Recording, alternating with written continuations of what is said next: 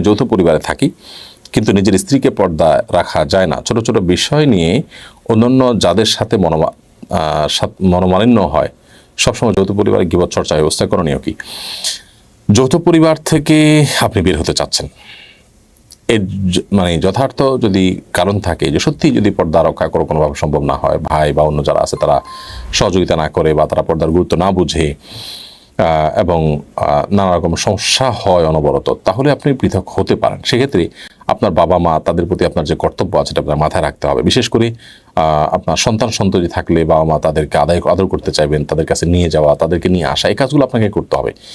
এর পাশাপাশি আপনি ফ্যামিলি ভিন্ন করতে পারেন, অবশ্যই বিশেষ করে পর্দার ব্যাপার থাকলে, হারাম থেকে বাঁচার জন্য হলে। আর যদি আপনি আসলে পৃথক হবেন, এগুলো জাস্ট এটা অজুহাত, চাইলে এগুলো থেকে আপনি বাঁচতে পারেন, তাহলে সেক্ষেত্রে আপনার জন্য এটা করাটা তখন জায়েজ হবে যখন আপনি আলাদা হয়েও বা আমার কোনো হক নষ্ট হচ্ছে না, কারোর কোনো হক নষ্ট হচ্ছে না, তাহলে সেক্ষেত্রে আপনার জন্য জায়েজ হবে। কিন্তু যদি বাবা মার সাথে থাকতে পারেন, তাদের সন্তুষ্ট অর্জন করতে পারেন এবং আপনার বড় কোনো উল্লেখযোগ্য সমস্যা আসলে না থাকে, সেরকম ঠুনকো অজুহাতে শুধু থাকে, তাহলে সেক্ষেত্রে থাকাটা আপনার জন্য অধিকতর উত্তম হবে, বিশেষ করে বাবা মার সন্তুষ্টির খাতিরে।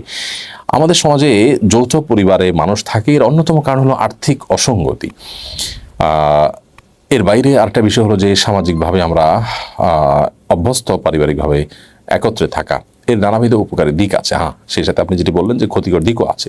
ক্ষতিকর দিকটা যদি প্রবল হয় এবং যদি আসলে কোনো অ্যাভয়েড করার কোনো সুযোগ না থাকে, তাহলে সেক্ষেত্রে অবশ্যই আপনি আলাদা করতে পারবেন।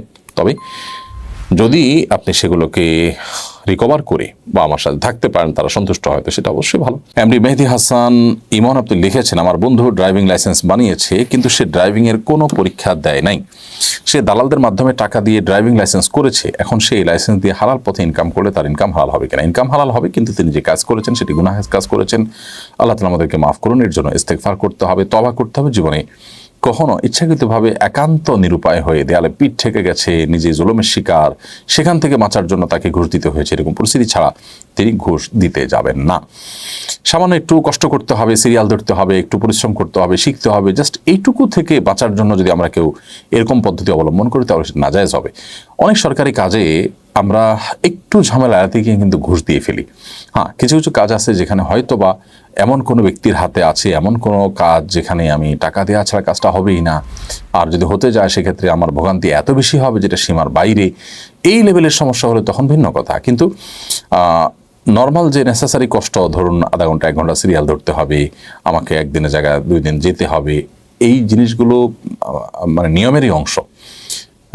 তাহলে সেটা এড়াবার জন্য আমি ঘুষ দিয়ে যদি শর্টকাট ওয়েতে কাজ করে ফেলি, বিশেষ করে পরীক্ষা ইত্যাদি এড়াই, তাহলে সেক্ষেত্রে অবশ্যই এর কারণে গুনাহ হবে এবং ঘুষ দেওয়া, অনৈতিকতা, মিথ্যা, এসব অপরাধগুলো এখানে জড়িয়ে থাকবে। এই জন্য এগুলোর জন্য আল্লাহর কাছে ইস্তেগফার করতে হবে, ভবিষ্যতে না করার সংকল্প করতে হবে। তবে সেই লাইসেন্স দিয়ে পরবর্তীতে তিনি যদি সঠিকভাবে গাড়ি চালান এবং হালাল কাজ করেন, বৈধ কোনো কাজ করেন, তাতে ইনশাআল্লাহ বিদিনিল্লাহ তার উপার্জন হারাম হয়ে যাবে না।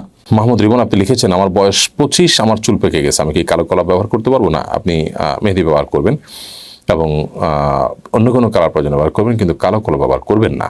তুবা এআইডি থেকে আপনি লিখেছেন, আমার বাবা 1 মাস হলো ইন্তেকাল করেছেন, শুনেছি মেয়েরা কবরস্থানে যেতে পারে না, কিন্তু আমার বাবার কোনো ছেলে সন্তান নেই, আমরা 2 বোন। এমন কোনো লোক নেই যে আমার বাবার কবর জিয়ারত করবে, আর দেখে শুনে রাখার লোক নেই, আমাদের কি করণীয়? বন্ধুবা, আল্লাহ তাআলা আপনার বাবার প্রতি রহম করুন এবং তাকে জান্নাতুল ফেরদাউসের মেহমান হিসেবে কবুল করুন। আমরা মনে প্রাণে তার জন্য দোয়া করি। আল্লাহ রাব্বুল আলামিন আপনার বাবাকে মাগফিরাত নসিব করুন, আপনাদের শোককে আল্লাহ তাআলা সইবার মতো শক্তি সামর্থ্য দান করুন।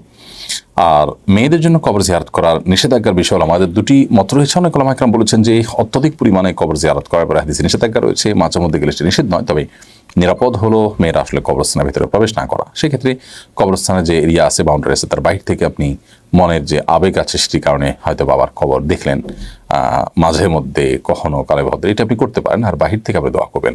দোয়ার জন্য আসলে কবরের পাশে যেই দোয়া করতে হবে এটা কোনো জরুরি বিষয় নয়।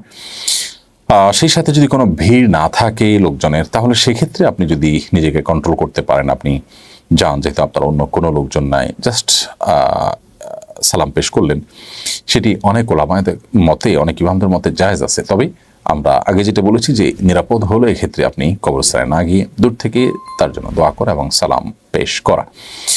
আর রক্ষণাবেক্ষণ তো আসলে এমন কোনো ব্যাপার নাই, সেটা অন্য কোনো লোক দিয়ে টাকা দিয়ে আপনি করতে পারবেন। তো কবরস্থানে আসলে গিয়ে আমাদেরকে যে কবরের সমস্ত দায় দায়িত্ব পালন করতে হবে এবং আপনার পাশেই দাঁড়াতে হবে, না হলে তাদের হকে কোনো ত্রুটি হবে, ব্যাপার কিন্তু সেরকম না।